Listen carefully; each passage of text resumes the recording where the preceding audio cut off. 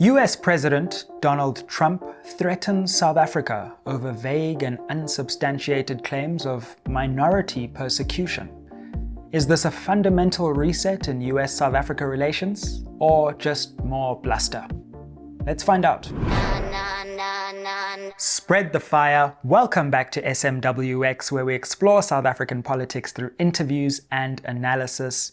And goodness me, it feels like we've already hit February and more has happened in January than an entire political year can stomach. But anyway, let's come to the main matter at hand, which is that we woke up this morning, at least in South Africa, to these tweets from Donald Trump, well, actually Truth Social converted into tweets, that suddenly South Africa's future funding is going to be cut because of the way that certain classes of people are being treated. Now, in this episode, I want to get you fully up to speed because a lot has happened since Trump made those statements, and various people have responded, from Elon Musk to the South African president to South African politician Julius Malema. So we're going to get you fully up to speed with the state of play, what has been said, so that you can understand where we are.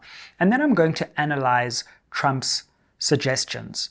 What I'm going to show is that South Africa's Expropriation Act, which seems to have sparked this furor, is far from the devilish attempt to seize property that it's being cast as in some quarters, and is really no cause for concern either in South Africa or globally.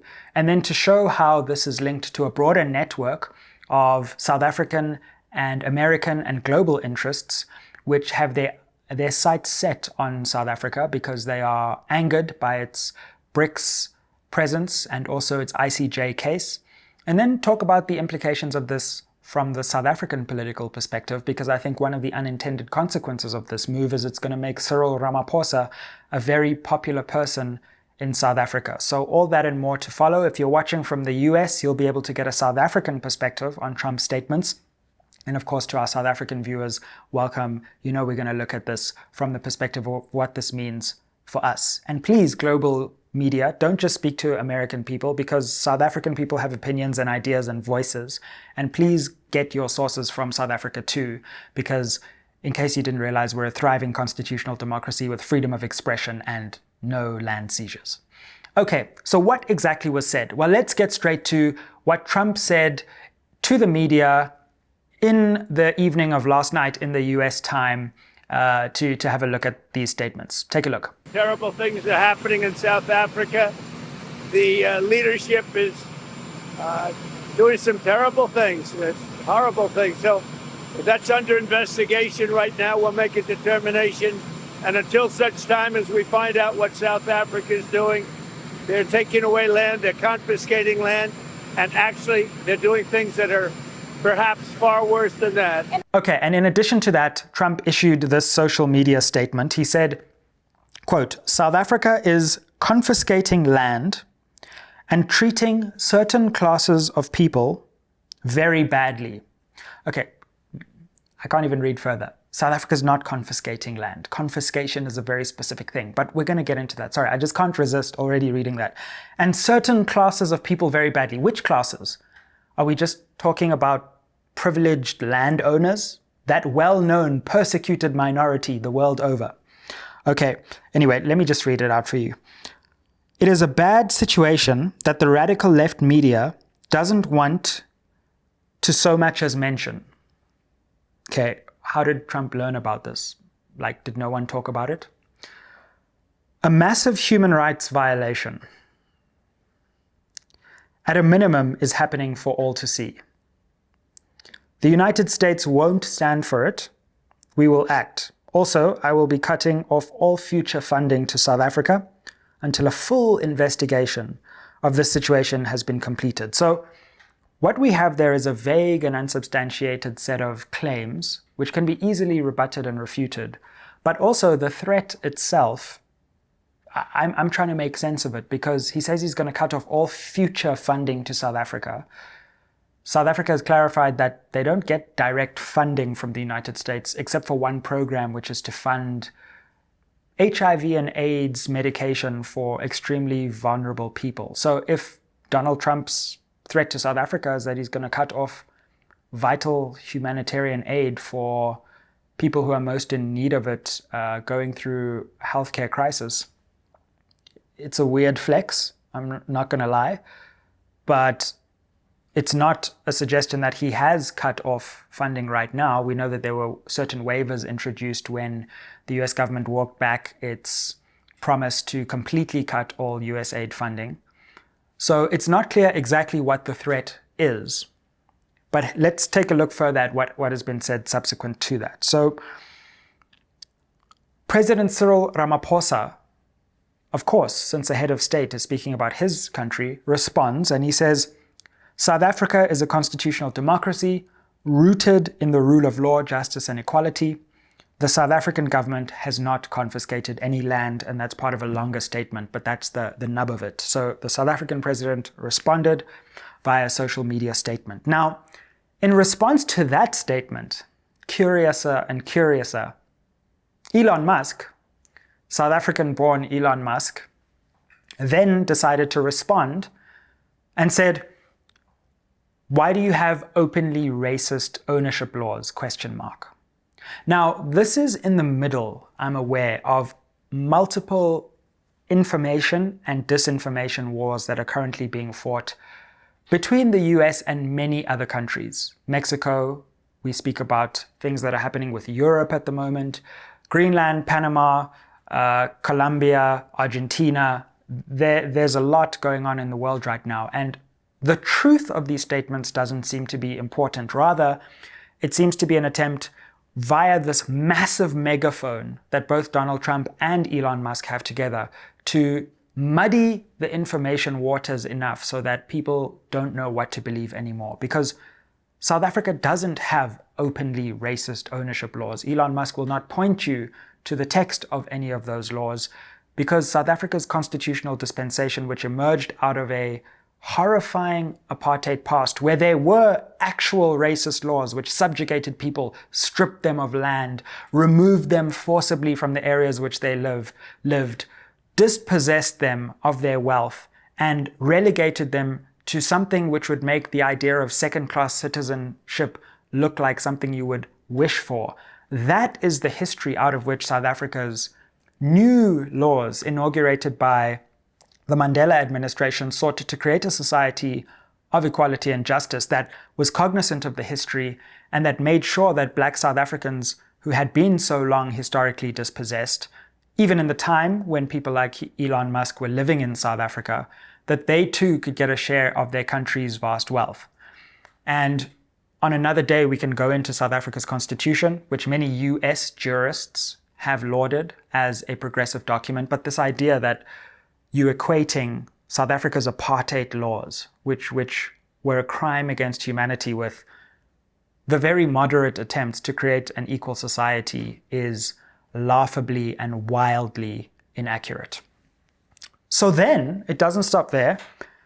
The president's spokesperson responds to Elon Musk and basically says, this is Vincent Magwenya, he says, look, effectively in a tweet, you have the president's number. We're always open to talking about these issues, and we're happy to have bilateral chats, but what you're saying is just simply not true. And this has been the stance of the South African government, which is to say, look, despite these statements, we're happy to engage and we're happy to talk bilaterally about this if there's anything that needs to be clarified. Now, to give you a sense that the response of the US to what is happening in South Africa with its democratically passed legislation is completely hysterical. I want you to take a look at something that South African politician Julius Malema said today. Now, Julius Malema is on the radical side of the political spectrum in South Africa and has spoken a lot about more radical land reform in South Africa, and particularly redistributing land without compensation from white South Africans to black South Africans. But he is frustrated about South Africa's expropriation law because, according to him, it doesn't do enough. So if this was some kind of radical, crazy, quote-unquote policy, wouldn't the people on the radical side of the political spectrum be welcoming this act? In fact, they are disparaging this act as being far too moderate. Take a look and listen to this. The EFF policy is the expropriation of land without compensation, and we make no apology about it. It's actually our first non-negotiable cardinal pillar. And the Expropriation Act, as signed now recently by the president, is nowhere closer to that. If anything, it tries to justify the compensation, that properties can be expropriated, land can be expropriated, but there should be compensation, and condition of expropriating such is that there should be, expropriation should be in the interest of the public, for public use and public interest. So in a nutshell, as it relates to the truth, to the extent that anyone cares about that anymore, these allegations are unhinged, unsubstantiated, and flatly false. Now, does that mean that South Africa-US relations are going to crumble? No, there is a long history of important interconnection between South Africa and the United States. And the relationship is deep economically, it's deep historically, it's even deep politically in many ways. But this is going to represent quite an important moment where this fire that has erupted will need to be put out by both sides. And it's clear that South Africa is trying to aim for dialogue, whereas there is a portion within the US government, but that may not necessarily represent the entire US foreign policy community, which is viewing events in South Africa in this very distorted way. I don't necessarily think that means that this represents a massive crisis yet, because it'll really depend on action. And we have actually seen this before. In 2018, then President Trump went to social media and suggested the following. He said, "I have asked his then Secretary of State, Secretary Pompeo, Mike Pompeo, to closely study South African land and farm seizures and expropriations." This is before this law was even passed. So even before this law, apparently there were these expropriations going on. And large-scale killing of farmers, also debunked as untrue, at least in the context that it's racially motivated. I've made a whole other video about that, which you can go and watch. He said, South African government is now seizing land reform from white farmers, in inverted commas, and that was from a Tucker Carlson show that he evidently had just watched, which then was on Fox News. Now, after that 2018 statement, again, the South African president responded, but nothing really happened between the two nations. It looked like it was just largely a play to set the media narrative going, but that US policy hadn't actually changed. So until we see any major policy changes, you never know. This could just be an erratic outburst, and we need to see how it unfolds from here. And I'm sure the two countries will be speaking bilaterally, but it is very worrying that anyone in the world would believe these things that are being said about South Africa. So I want to actually debunk and demythologize what's going on in South Africa, both for people inside South Africa who have been asking me for a long time to make a video about the Expropriation Act, but also to anyone watching from an international perspective to actually give you context and insight into what South Africa is doing as regards its long history of racial inequality and oppression. Now let's start with this Expropriation Act, which seems to be the catalyst for all this hullabaloo.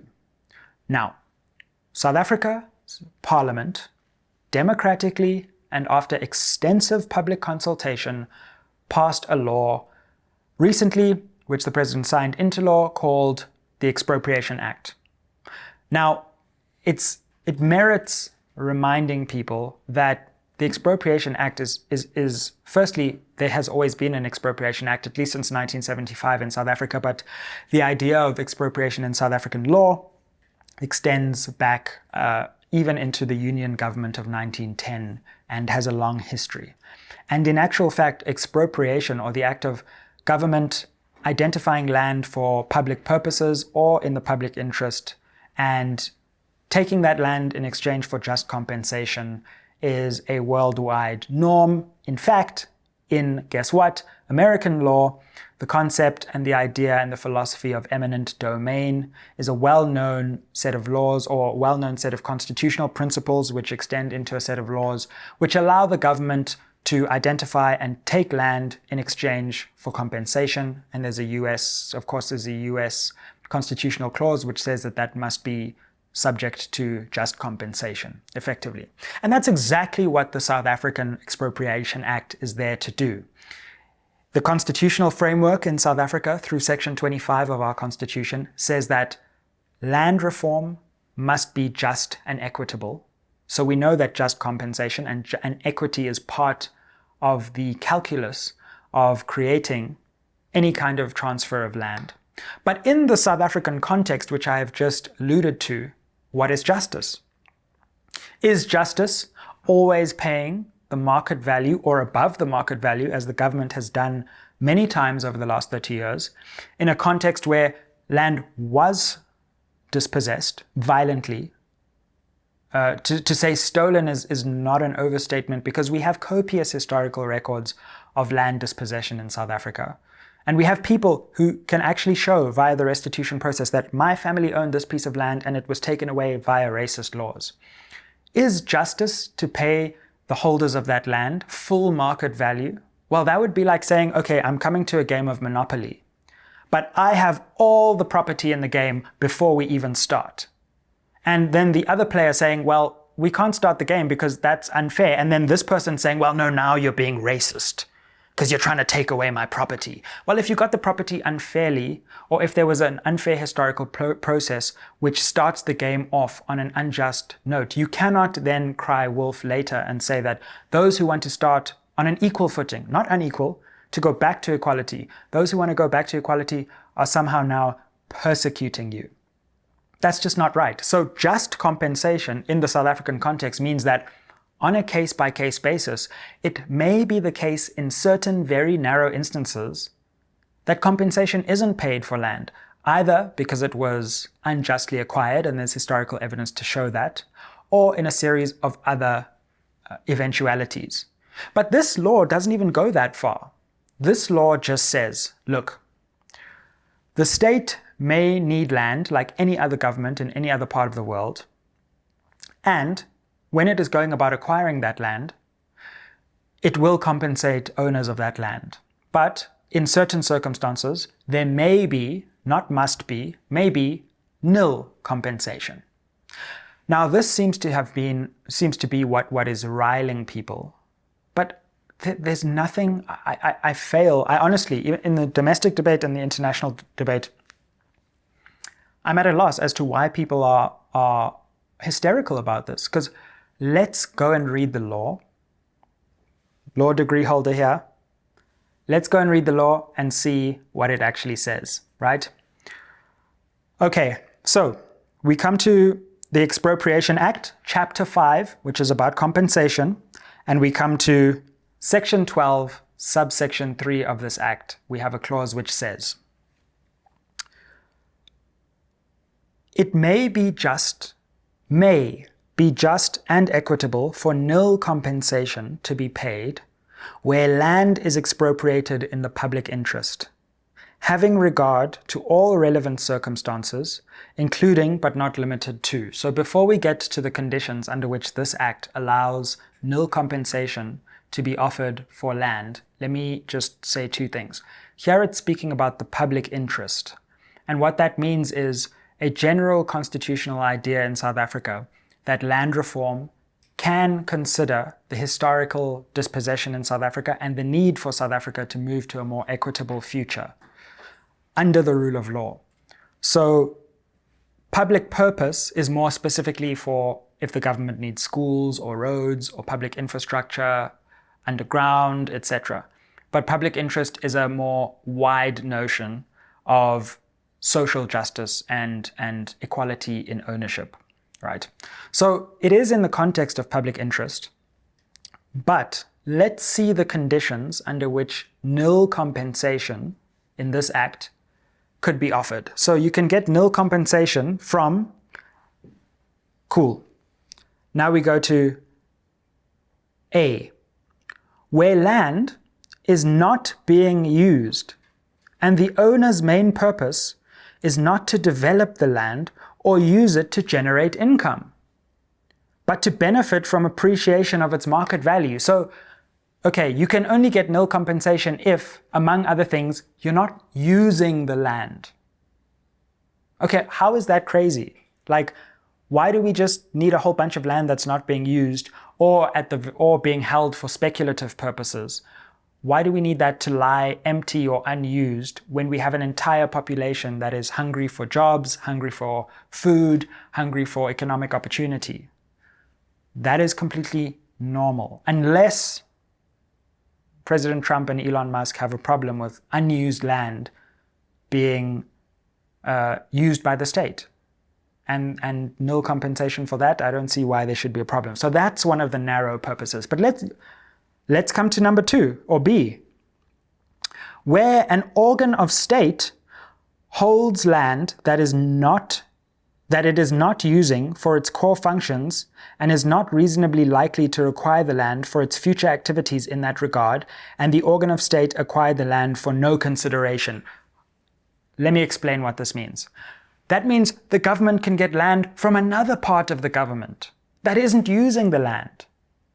Or that other part of the government that isn't using the land got the land for nothing, which happened in South Africa. Why? Because the apartheid government actually did steal people's land for nothing. So why should it be a problem for the government, one arm of the government, to get land from another arm of the government for no compensation? There are 2 more conditions. Here's the next condition.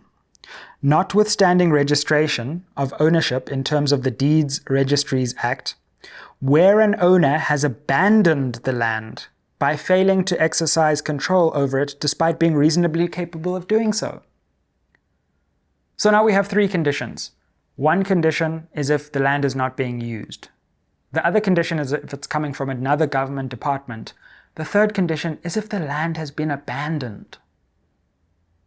And the fourth condition is where the market value of the land is equivalent to or less than the present value of direct state investment or subsidy in the acquisition and beneficial capital improvement of the land. So in the past, the state may have put subsidies into that land. It may have injected a certain amount of investment into that land. And all this act is saying is that if that has happened in the past, that needs to be taken into account when, for example, the state needs to acquire that land now.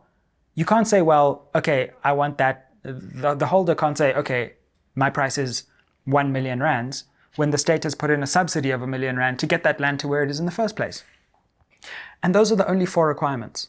So this whole expropriation with nil compensation thing is about unused land, land that the state already owns, abandoned land, and land that the state has already pumped money into. Now tell me, in what diabolical world the state gaining access to that land for nil compensation constitutes a crime against humanity in which minority groups are being persecuted?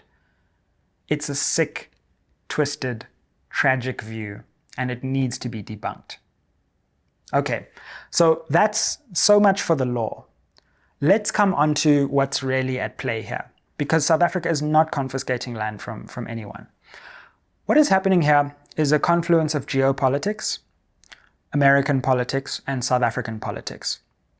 There are a number of interrelated interests at play here. Elon Musk maybe typifies them. He was born in South Africa. We know he returns to South Africa often, and more power to him for doing that. In fact, South Africans wish he would contribute more to South Africa's development rather than just criticizing the government every now and again.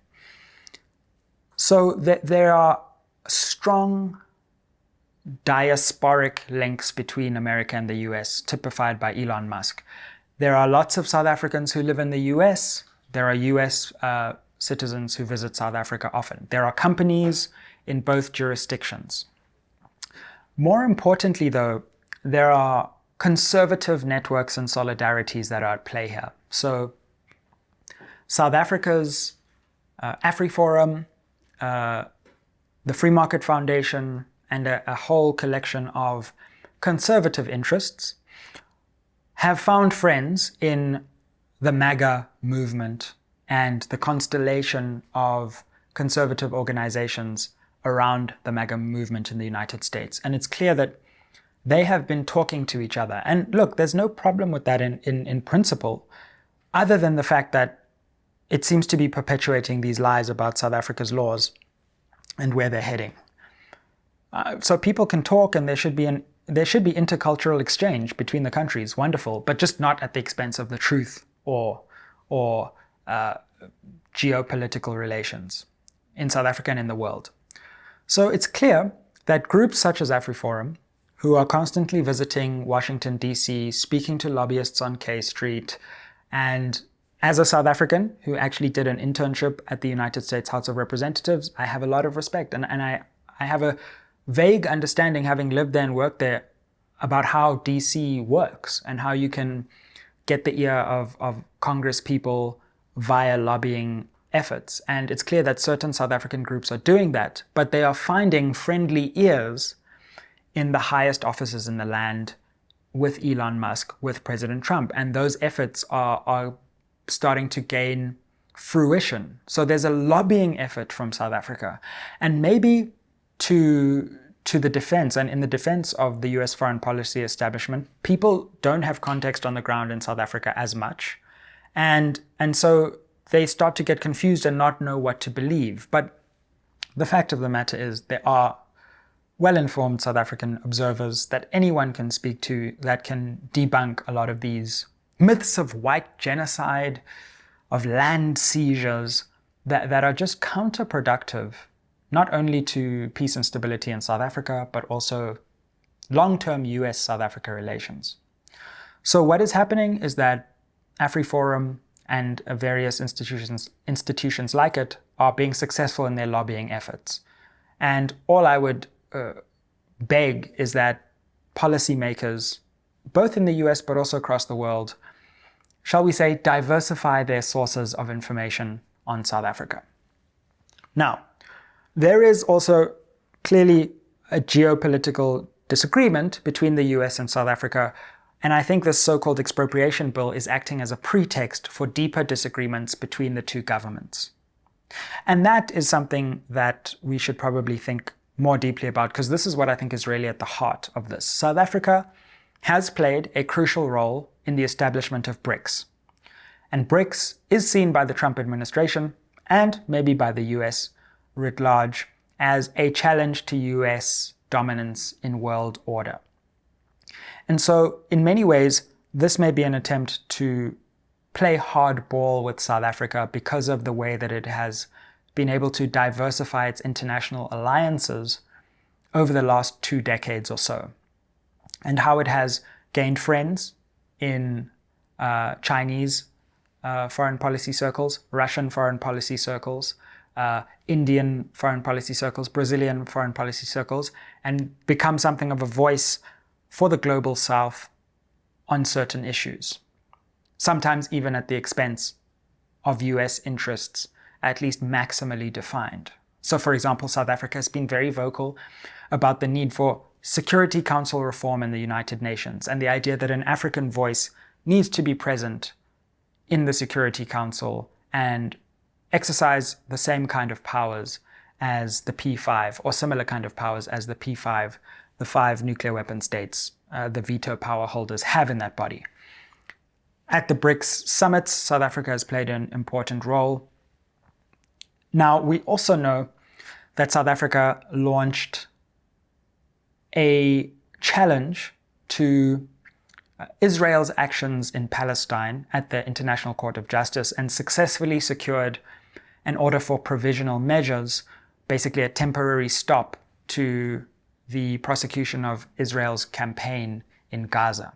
And even though Israel completely disregarded that order, South Africa successfully went to the World Court and, at the very least, established a plausible case for genocide, which still needs to be fully ventilated in the actual hearing itself.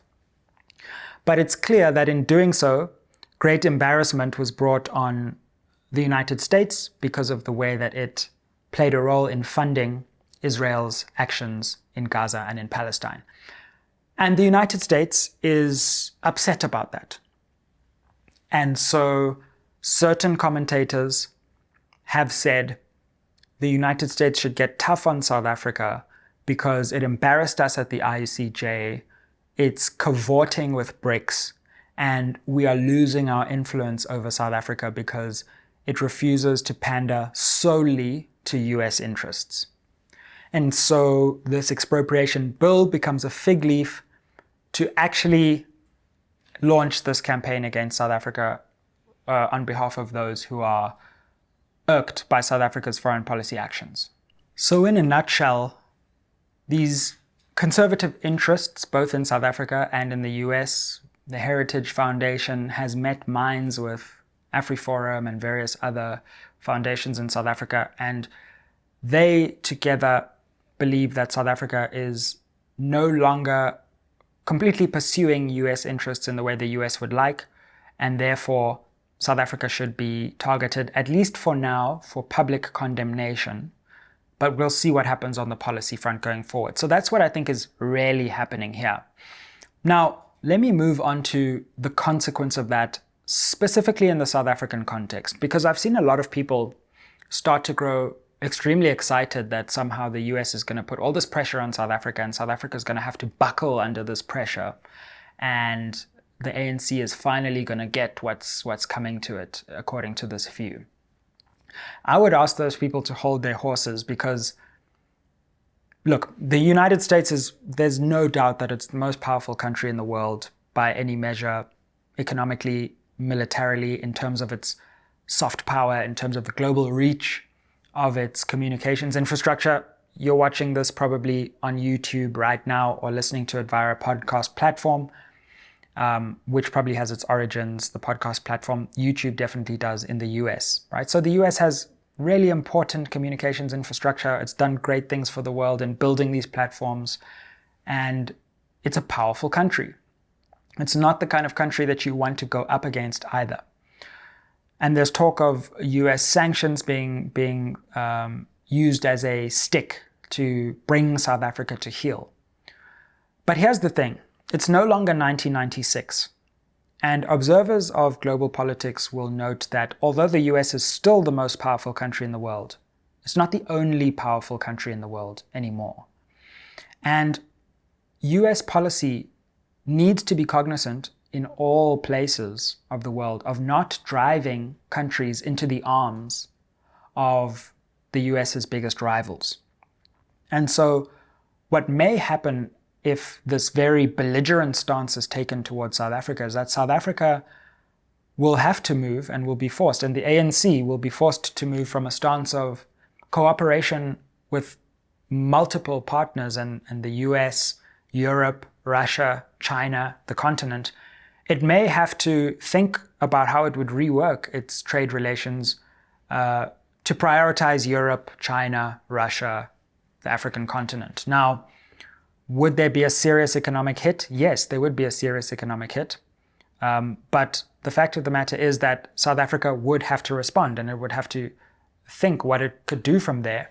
And if many countries start doing this at the same time, I mean, we've heard even some of the US's closest allies talking about grouping together, Canada, the United Kingdom, European allies, talking about grouping together to resist overzealous tariffs and protectionist measures and trade warfare. So the rest of the world will find a way of working its way into and surviving.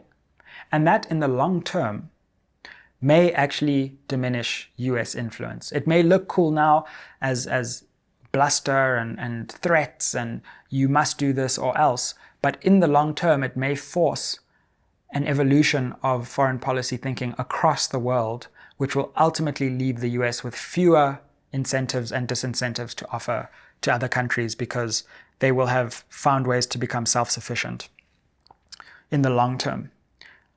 But domestically speaking, this is an absolute gift to Cyril Ramaphosa and the ANC, probably also the MK Party and the EFF. And do not underestimate this, because bear in mind, there is an anti-imperialist strand to ANC thinking. Although ANC thinking I've lost faith in this idea of a broad church, But and although it's complicated at best, anti-imperialism strikes a note in South Africa because it just resonates so deeply with our history, right? We've been colonized and recolonized many times, right?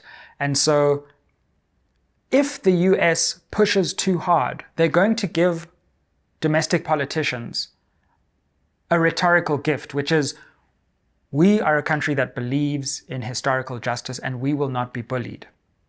And even though there may be an economic hit to US retaliation, and we'd have to evaluate what the scale of that would be, this could give vent to an anti-imperialist populist movement, which will actually be very good for the politicians who launched that campaign. And if Cyril Ramaphosa decides to stand up and say, as he did in 2018, no one is allowed to tamper with South Africa's project, because what this country is fundamentally about at its core is overcoming the injustices of apartheid. And any country that tries to bully us into standing away from that historical duty to overcome the evil of apartheid, we will do everything in our power to make sure that they don't bully us into doing that. That's going to be a very powerful message. And the ANC, at a time when governance is not going really well, when load shedding is back, when people are already getting a bit frustrated and tired with the GNU, the ANC might seize onto that narrative and it might exploit that narrative and do very well off that narrative. If ANC leaders get sanctioned, that'll be even more. It'll just be more grist to the rhetorical mill. Look at outside influences who are persecuting our leaders because we are standing up against imperialism. The ANC could ride that to the next election, and it would be a political gift to them. So don't rule that out as an unintended consequence of this. And just, I think everyday South Africans are also a bit irked by the idea that this big outside power is trying to push us around and tell us what to do. So there will be a wave of goodwill, of patriotic goodwill behind the government if it looks like there's this unfair characterization of what a democratically elected government is doing, which is passing laws to benefit its people. So for an example of the way this backlash might happen domestically, look at the way the ANC has released a statement. The ANC has said that they are fighting against the disinformation of AfriForum, and they have suggested that they will not be bowed by US foreign policy pressure. Look even at someone like Dr. Ndlozi, EFF politician, who's come out in defense of Cyril Ramaphosa. When was the last time we saw the EFF or anyone from the EFF standing on the same side as someone from the ANC? And he said, he's been able to stand firm on the Expropriation Act, NHI, on the question of foreign policy. So now Dr. Ndlozi has added his voice to support President Cyril Ramaphosa. So at a time when President Ramaphosa might have been going through domestic hardship, he's going to find new friends because of the way that Trump has come out against him and the country, and people will rally in his defense. So we are in a fascinating moment. What I would say again, and I need to stress this, is the fact that the MAGA movement disagrees with the ANC does not mean that the United States and all its people disagree with South Africa and all its people. The two countries have been intertwined in the past, remain intertwined now, and will be intertwined in the future. And ultimately, the Trump presidency will only last for a maximum of 4 years. And who knows what could happen beyond those 4 years. And we're already into 2025. So this may be a temporary blip in that relationship, but I'm not convinced quite yet that it's a complete setback and that the two nations, even in this moment where their governments and elites are not seeing eye to eye, I'm not even yet convinced that they won't be able to sort things out bilaterally. But it's clear that the Trump era is here for South Africa. I guess we never thought we'd find ourselves in the crosshairs of Donald Trump so early, but it remains to be seen how we navigate that and how we move forward as two nations that are important to each other and to the world. Look, this platform is always a platform where we try to share our views, try to educate our audience, but by no means do I suggest that I have a monopoly on the truth or what's right. If you disagree, if you think I need to add further nuance to the argument, let's have that conversation in the comments. I welcome your views. If you're watching from the US, how are you seeing this? If you're watching from South Africa, what are your thoughts? Let's continue to engage in debate, and I'm happy to have that debate ultimately as we pursue a deeper and a broader truth. Thanks for watching. Help us get to 200,000 subscribers. Like, share, and comment down below, and keep it locked on SMWX. Aye.